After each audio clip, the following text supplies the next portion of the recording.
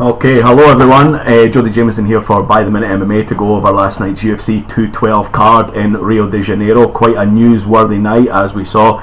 If you haven't seen it yet, I would definitely recommend this show. A very good night of fights. It seems like the first time in a while though that the prelims were okay. Certainly the Fox Sports prelims were pretty damn good. But I felt this year that there's been times where the prelims have kind of overshadowed the main card a little bit, where the prelims have got you fired up and then the main card's just kind of been a little bit flat. But I don't think that was the case last night. I thought this was an excellent main card save for one fight, but we'll get to that in a bit. We're just going to start right for the top for this one.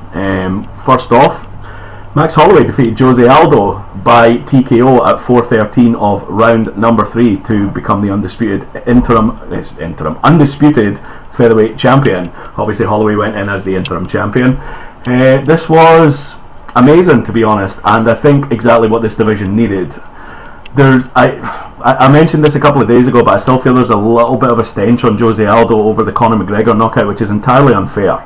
I mean, when you think about what Aldo did before that fight, he was undefeated for over a decade.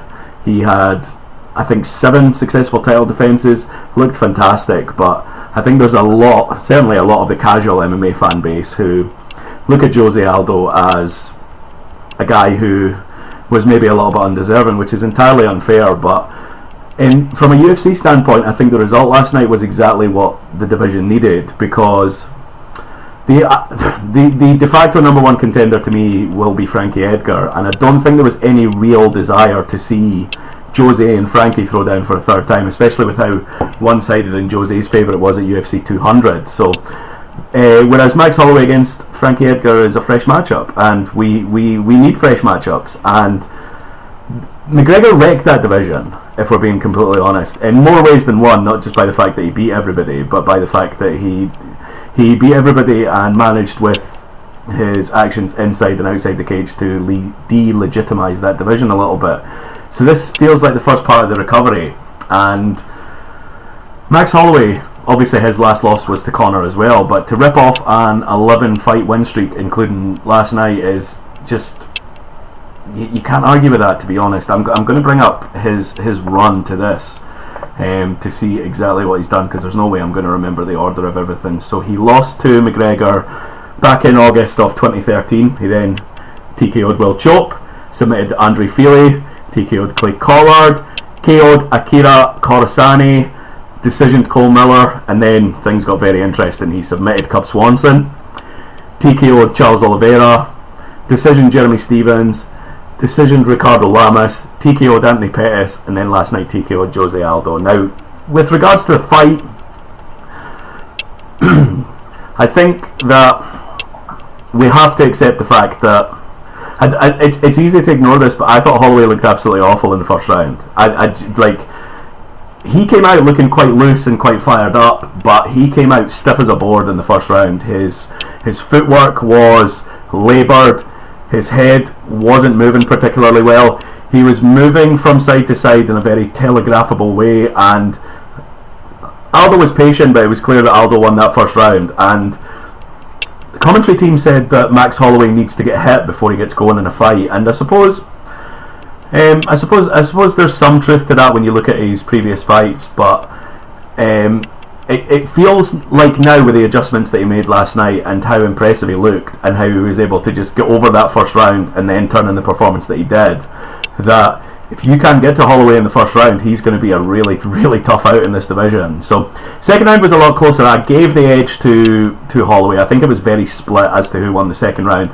Holloway started to get into his rhythm, was throwing off combinations, and then in the third round he started extremely well. If you followed along with our coverage on the website, I basically typed that Holloway has really found his rhythm, and as soon as I pressed send, he knocked down Aldo. Now the combination that knocked down Aldo was absolutely fantastic, because he threw the 1-2. It was a left jab and a right cross, and they were glancing blows, but he stepped off and reset very quickly, and in resetting I think he kind of threw off Aldo's rhythm a little bit. So when he came back with the same combination, the straight left and the right cross, Aldo was just a sit and duck, and when the right cross landed and Aldo went down, there was really only one result. Credit to Jose for hanging in as long as he did, but this was I mean, this was a destruction in the second round. I mean, if Aldo had survived the round, I think even under we were using the old rules last night. That's another argument for another day that I'm sick of having. But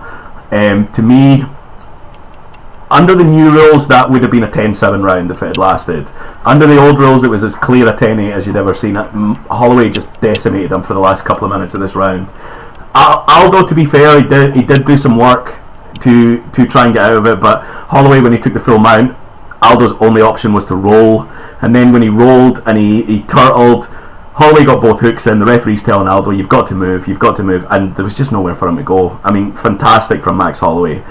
And I think there was more people picking Holloway last night, again, because of the Aldo McGregor dynamic of the fan base, but I mean, I did pick Holloway to get a late TKO in this fight, and yeah, I thought I don't know what to say about Max Holloway, to be honest. This guy, I mean, he's 25 years old.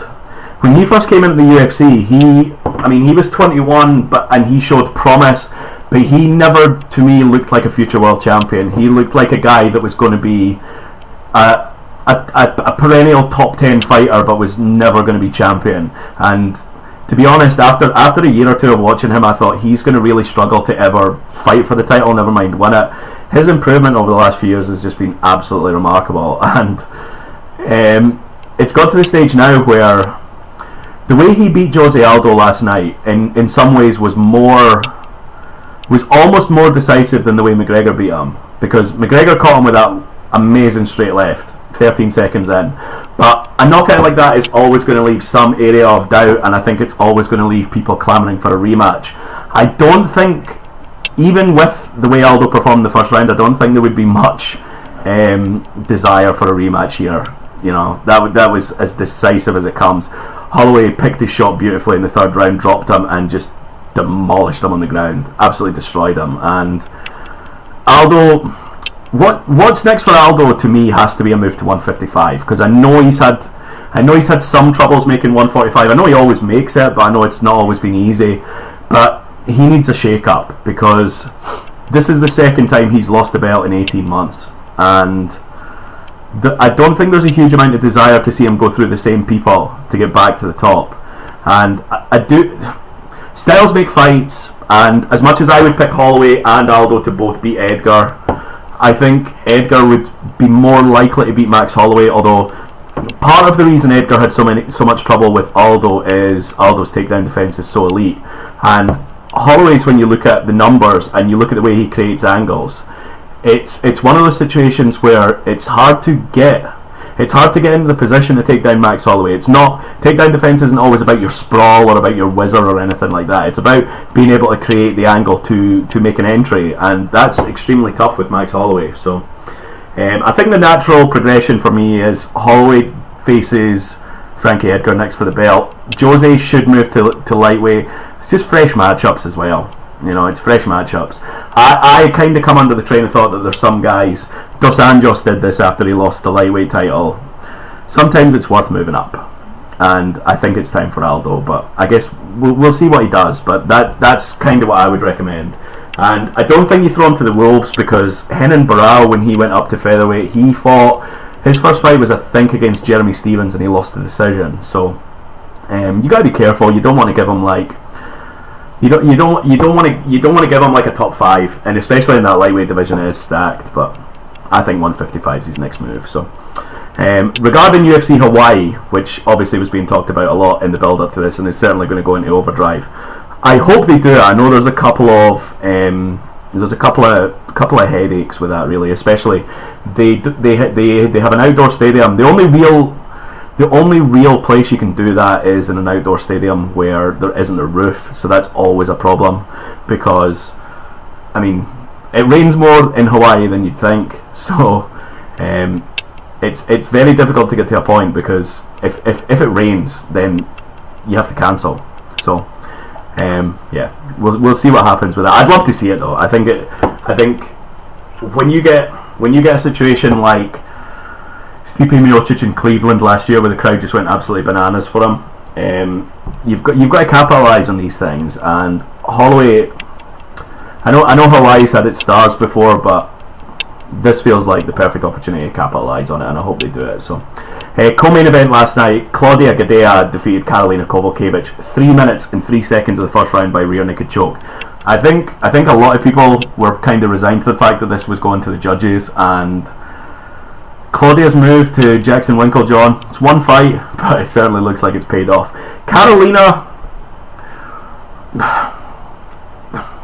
I think everybody likes Karolina. She just comes across as such a sweetheart, and she's a great fighter. She had her fight with Joanna, where Joanna did pretty much outclass her for the majority of the fight, but Karolina did have her moment in round 4. But this was bad. I noted yesterday on the rear naked choke it was that Claudia didn't get the top hand behind, and it's very, very, very hard to complete a rear naked choke when you don't have the proper technique. And Claudia didn't have the proper technique. She just got the bottom hand round and just pulled on it. And I need to watch it again, to have a really good look at it. But Kowalkiewicz's defense for the choke was just really poor. And my initial instinct is that there was just a bit of panic that came in when Claudia got the back, because at first Claudia only had one hook in, so I thought, oh, she's defending it quite well, and then within a second the choke was on and the second hook was in, and yeah, Karolina's better than that. We all know this. So she was in tears after the fight, and I think it was more a case of the disappointment in her performance rather than the disappointment in losing. I know it'll be a bit of both, but I was extremely surprised at how easy that was for Claudia. Karolina started the fight okay. She was maybe edging the stand-up exchanges, although Claudia's stand-up game's quite underrated anyway. Karolina was able to use her reach to keep her at bay, and that was always going to be key. This fight was all about takedown defense, because Claudia was always going to wrestle, and if she could get her to the ground, she was always going to be dangerous. But Karolina's takedown defense has been okay, but a little bit exposed in some fights, and this wasn't good. Now, last night after the fight, I thought the natural progression for Karolina was to fight Jessica Andrade, and on paper that fight makes just so much sense. But you end up in a situation, if you do book that fight, where either Karolina's on a 3-fight losing streak or Jessica's on a 2-fight losing streak, and I don't know. It's sometimes after the way that Jessica got handled in the Jędrzejczyk fight, you've got to be careful with how you book these people, especially when they're top contenders, because people can go on a slide. Look at Chris Weidman at the moment. You know, it's this happens, and I have some misgivings about that fight. I mean, I'd love to see it, but from a promotional standpoint, I do have a couple of misgivings about that fight. I would like to see both girls maybe fight slightly lesser opposition. Obviously, there's nothing like a tune-up fight in UFC, but I'd like to see it. The same thing kind of goes for Carla Esparza as well, who's kind of slipped off a little bit after she lost the belt. She got a win and then she lost to Randa Marcos a couple of months ago, and you've got to be careful with matchmaking, because I mean, but at the same time we've seen Cynthia Calvillo, 2 wins, she's already ranked. So it's interesting, but it feels like a few top ranked strawweights seem to be going backwards a little bit. There seems to be a bit of a movement in that division. I think with it being still a reasonably new division, you're starting to see people emerge, and you're starting to see the old guard slipping back a little bit. But matchmaking's tough in this division at the moment. But if they do book Kowalkiewicz versus Andrade, should be a damn good fight. But I do have a few misgivings about it. So for Claudia, she said in the press conference afterwards that she was quite happy to be patient and let Rose get her shot. She basically said that it was hard to market her third fight with Joanna, and she has a point in some ways, because it's always hard to market a third matchup between people where the first 2 fights have been won by one person, especially in this stage. It would be easy to advertise if Claudia was champion, but with Jędrzejczyk having the 2 wins and having the title, and the second fight was last July, it's difficult. But the first fight has kind of been forgotten because I went back and watched it a week or two ago, and I do think Claudia won that fight. It was close, and you could certainly make the argument for Jędrzejczyk. She got a split decision, and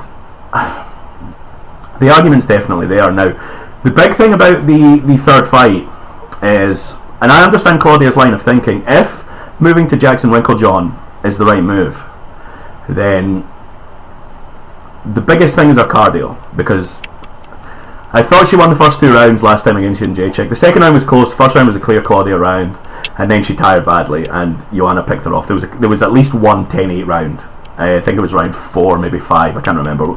Certainly in the championship rounds it got lopsided, and if Claudia improves her cardio, because Jędrzejczyk can go for days, but Claudia tends to tire after 2 or 3 rounds, that you could make a case for Claudia winning that fight, absolutely. Now, Jędrzejczyk's last 2 performances have just been so dominant that there's obviously the question about how much she's improved. I mean, it was actually really interesting watching that fight back, even just a couple of years ago, how when Joanna was still training in Poland, watching that fight, my first impression, and I watched a couple of other of Jędrzejczyk's early fights, and with the exception of the Jessica Penne fight in Berlin, which was a mismatch, and I suppose the Carla Esparza fight as well when she actually won the belt, there was a couple of fights in there where it was just like the Joanna of today would absolutely decimate the Joanna of 2-3 years ago, and even then the Joanna that defeated Esparza, she was just too big and too rangy, and the Joanna that beat Jessica Penne, it was just such a superior striker. So but Joanna's improved so much as well that I have a desire to see that rematch next, but I also do have a desire to see Rose Namajunas finally get her shot, and I wouldn't pick Rose in that fight, but I would like to see on the same card, I would like to see a situation where the main event is Joanna versus Rose, and you give Claudia Gadelha, maybe Jessica Andrade, depends what you do with matchmaking, but Claudia just goes out and puts another dominant performance early on the card, calls out the winner, and the match books itself. But we'll see what happens. Vitor Belfort defeated Nate Marquardt via unanimous decision, 29-28 across the board. This was a poor fight, to be honest. This was two long in the tooth guys who knew they didn't have the cardio to go at a good pace for 15 minutes, and it was just a very slow fight with lots of explosions. Now, I scored the fight in favour of Belfort, 29-28.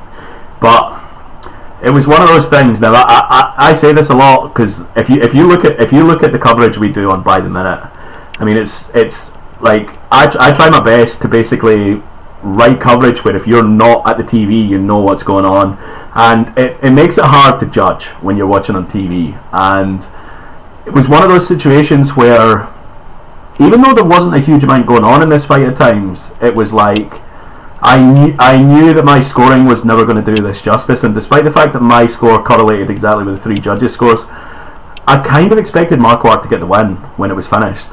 There was obviously the caveat of it being in Brazil, and in fact I'll bring up MMA decisions just to see what people are saying, because I'm interested to see what the consensus is on this, because it seemed like a lot of people thought Marquardt won the first 2 rounds and then probably lost the third. Let's see, because there was only 3 decisions last night. It's strange. I actually had a tweet with MMA decisions last night because I went on their mobile site and they have randomly generated adverts, and one of them was telling me to vote for the Liberal Democrats, so I was a bit upset, but we had a laugh about it. Let's see, so the judges, all 3 judges scored at the same. They had 10-9 Marquardt in the first round. They had 10-9 Belfort 2 and 3. Media scores, it's probably 2/3 in favour of Marquardt. No one has a 30-27 anywhere. It's all 29-28s on the media. We'll check the fan scoring, see if we've got a decent sample size as well.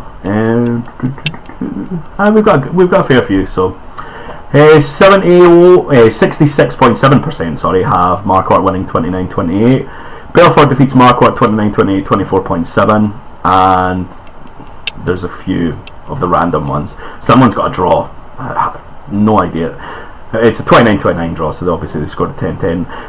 Can anyone tell me the last time a judge scored a 10-10 round in MMA?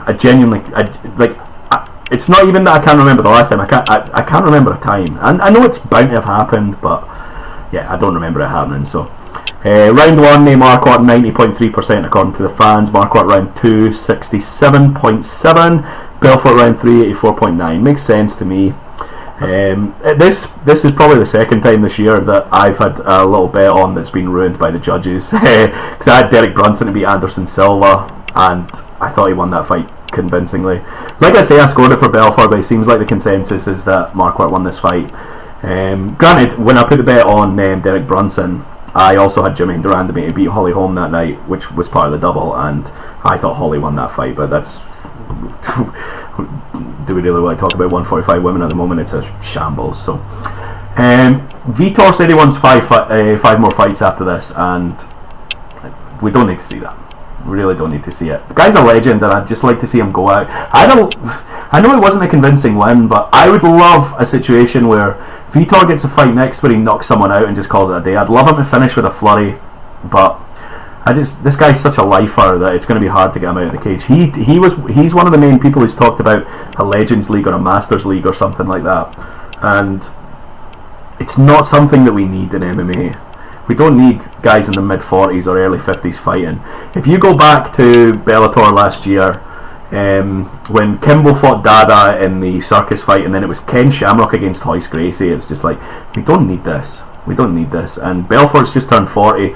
He looked okay. He looked okay last night, but I mean, in his last few fights, he's just been smoked reasonably early. I think he's been TKO'd in the first and second round in all of them, and it just hasn't looked good. So, I'm always of the opinion I'd rather guys went too early than too late, and we've seen too many guys go too late recently.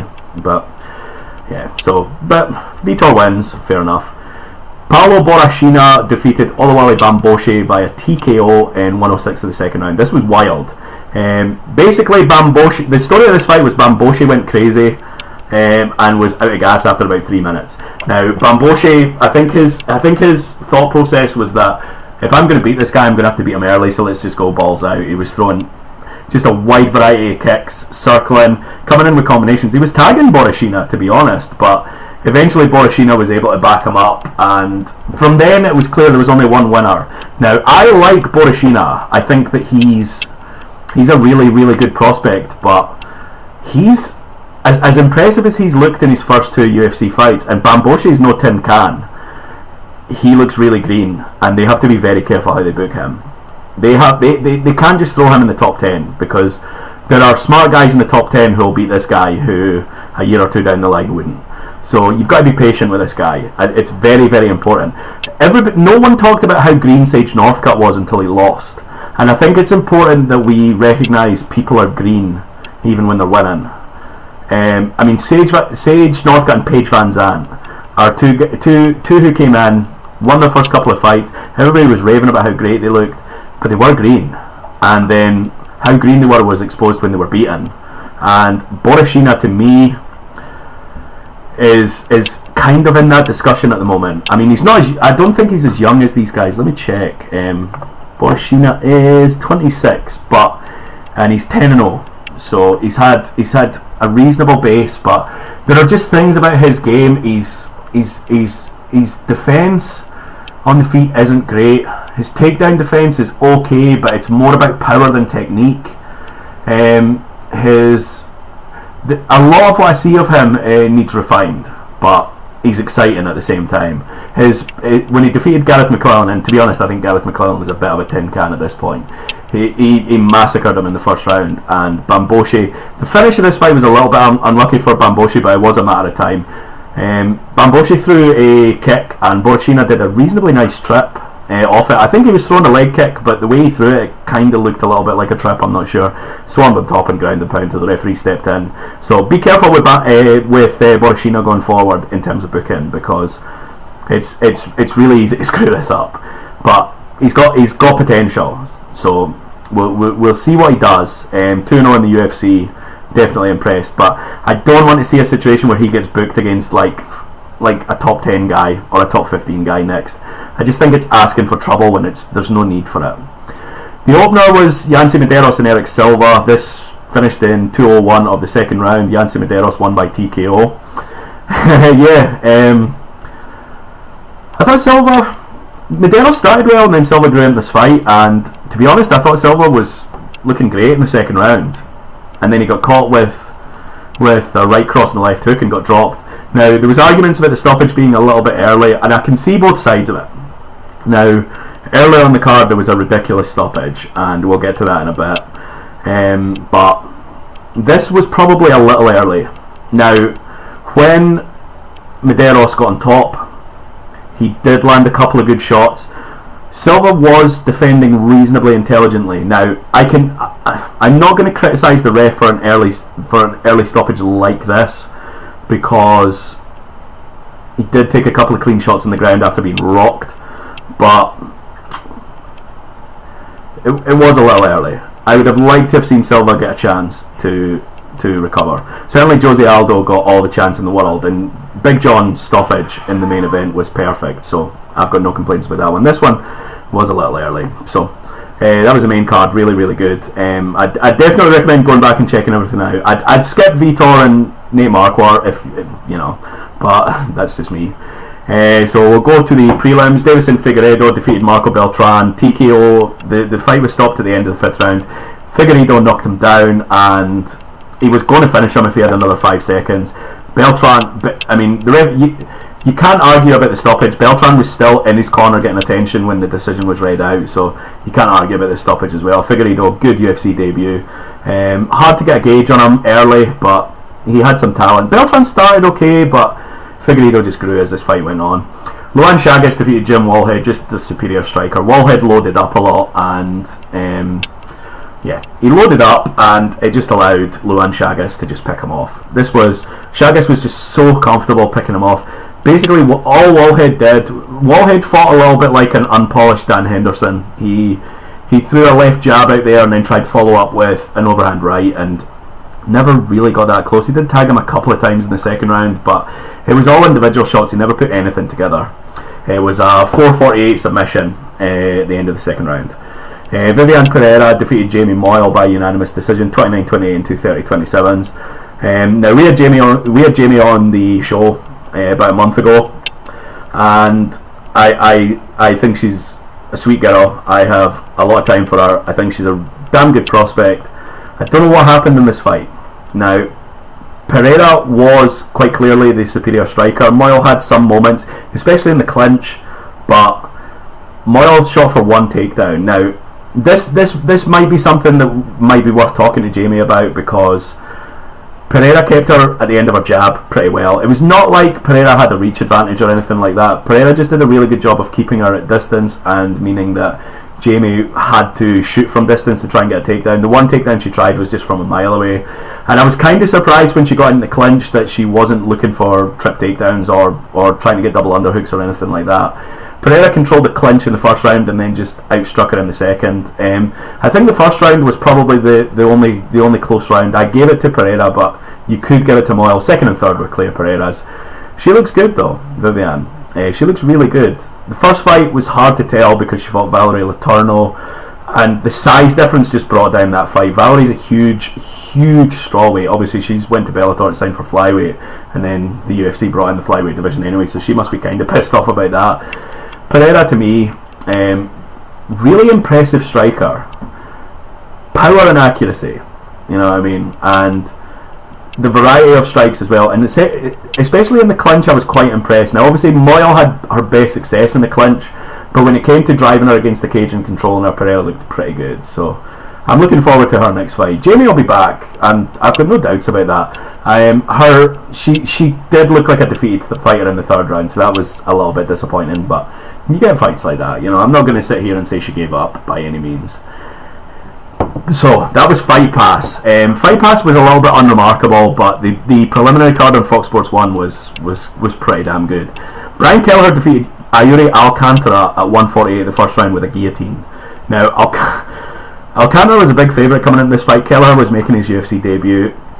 Alcantara started well. He took him down, and Kelleher tried to grab the neck on the way down but couldn't secure it. But what he did when he came off was he grabbed an underhook to hold Alcantara in position and just slap on the guillotine.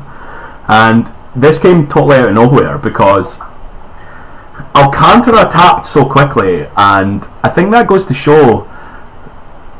I'm sure a lot of people will think he gave up or blah blah blah. I think that goes to show how tight it was. I think Alcantara is smart enough to know I'm fucked, and just he's done. So it was tight. It was going nowhere. There's no point in going out. There's no badges for going out.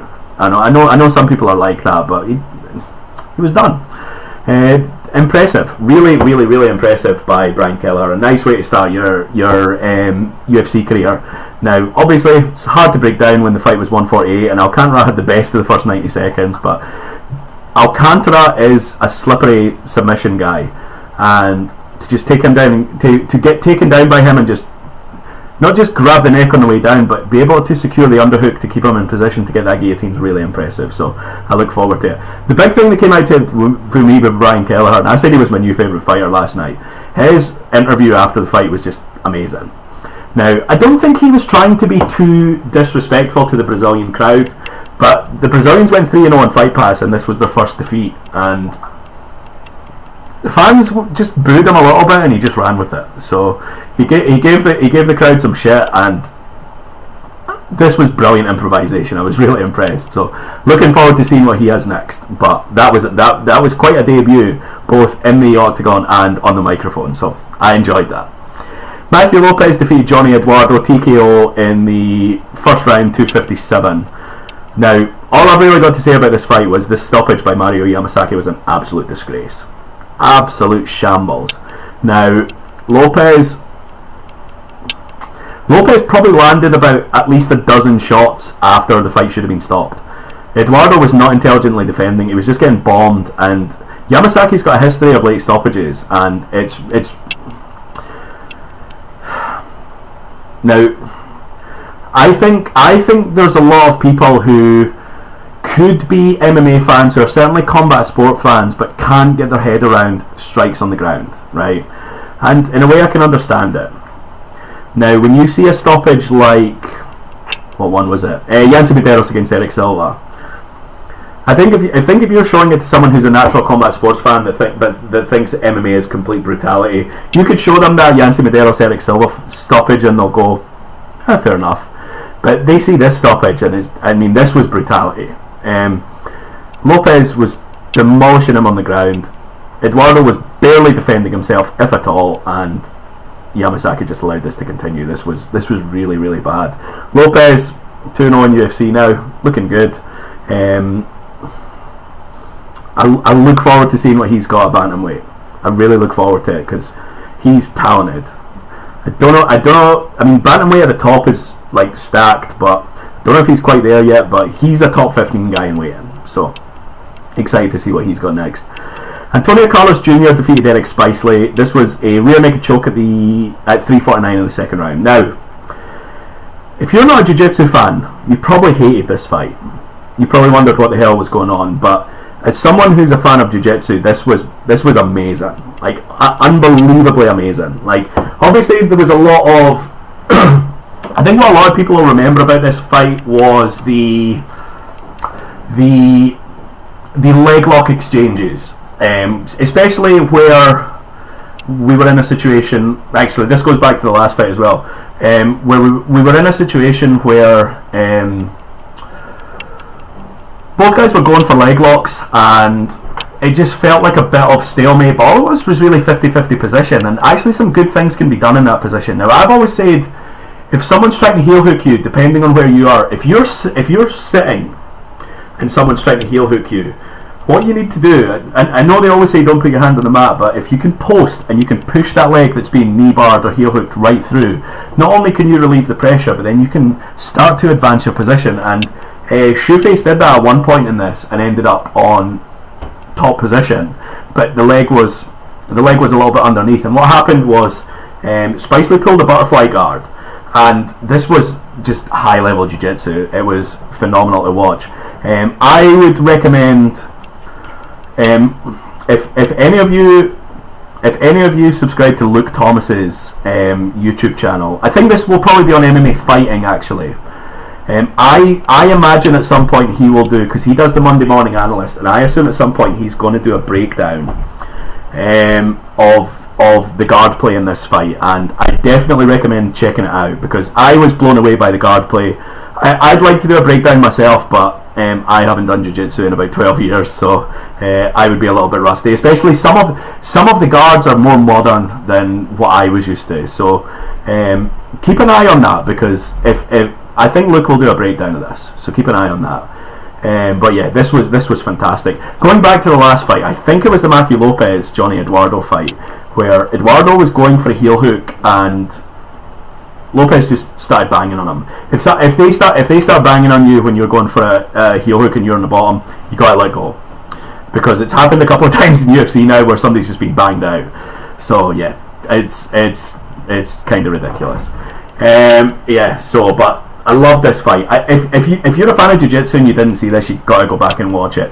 Some of the exchanges in this fight were just so high level, and especially I think the one thing for me is this was almost a gi fight with no gi, and when you see there is a difference between gi and no gi jiu-jitsu, and there's also a difference between competition jiu-jitsu and MMA jiu-jitsu just because of the added striking. But they took a lot of combat jiu-jitsu and did it in the UFC, and it was brilliant. I absolutely loved it.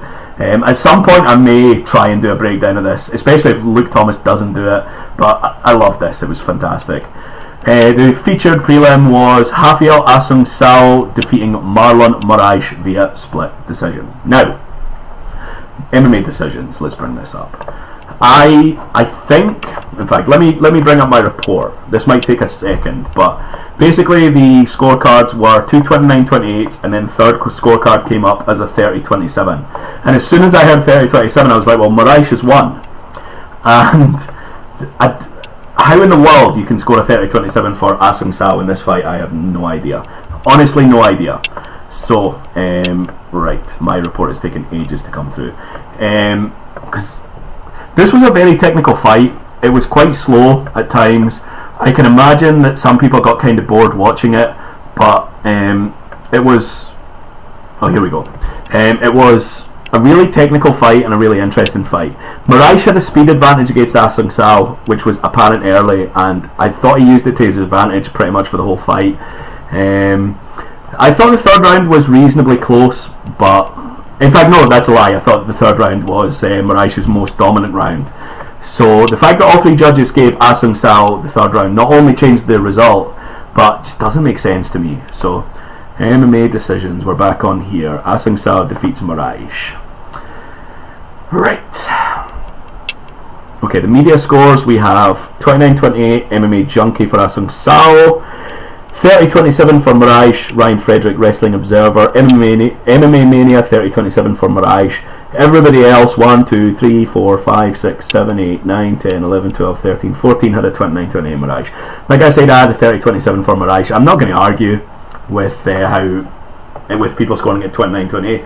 There was some close exchanges in the first couple of rounds. I'm not even going to argue 29-28 for Assunção. I think it's a wrong score, but I can understand reaching that conclusion.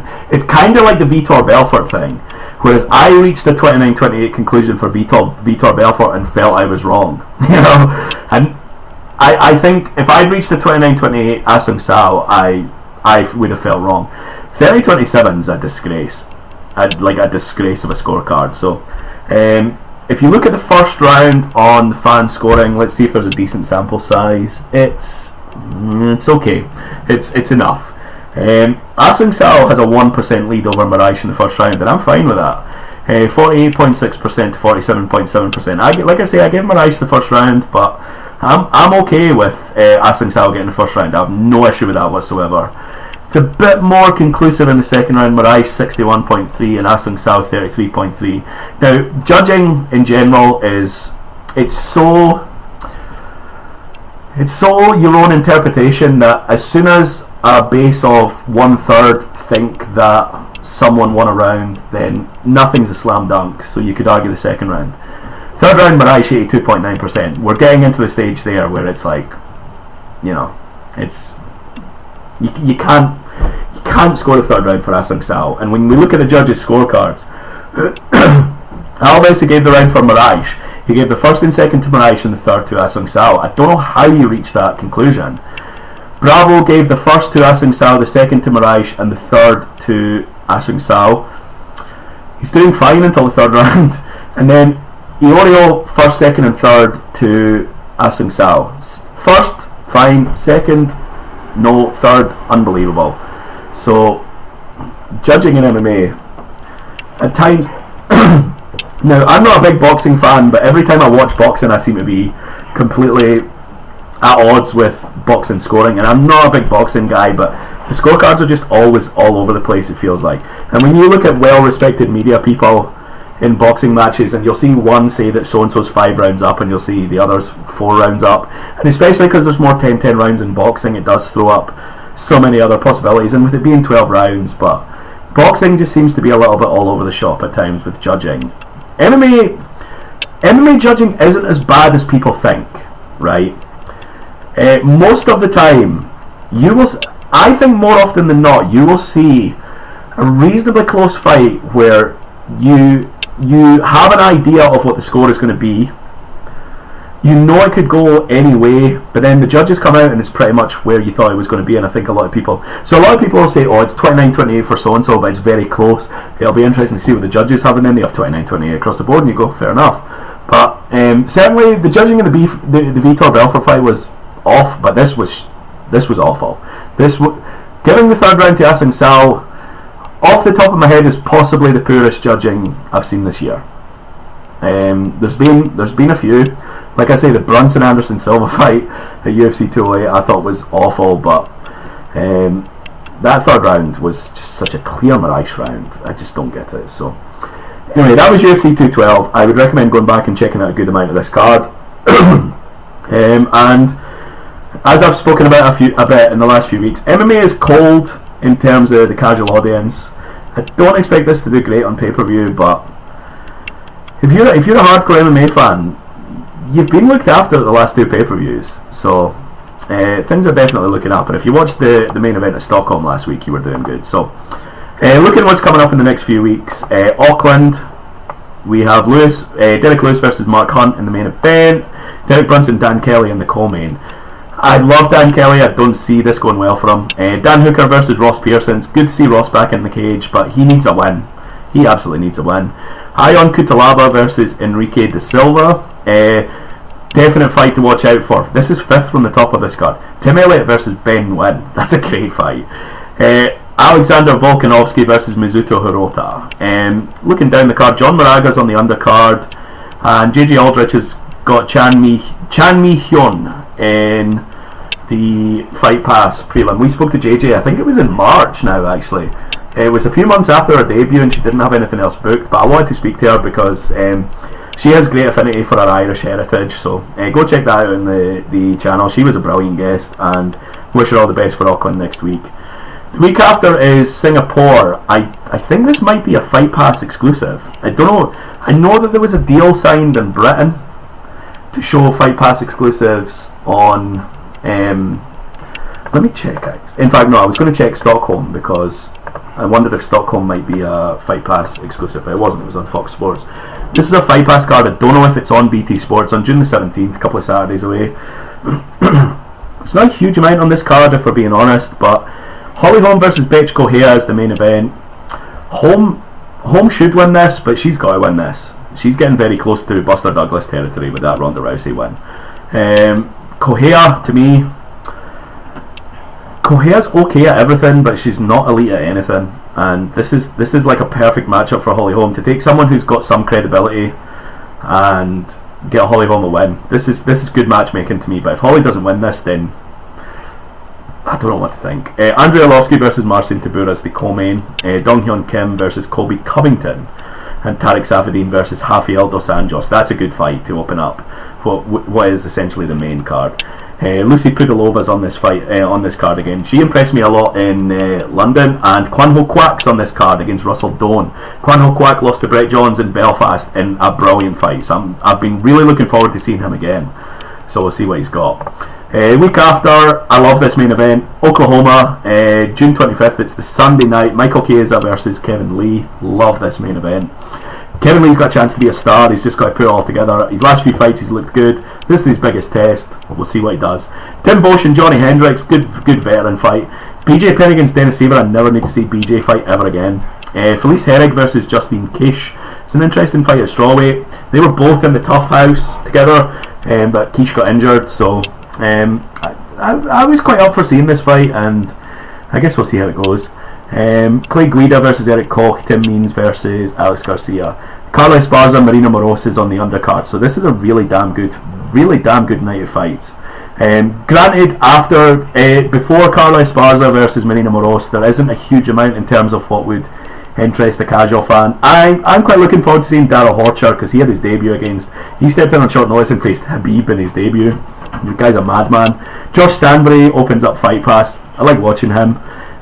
Joachim Christensen, who fought not that long ago and lost not that long ago, is back on this card, so we'll see if he can bounce back. So yeah, so Bellator's the night before that as well, but we will definitely be talking more about Bellator 180 as we come close to it. If you go back and check out on the iTunes or on By the Minute, on the iTunes channel or on the By the Minute website, go back and check out our chat with Matthew Kaplowitz, the director of Girl Fight a Muay Thai Story.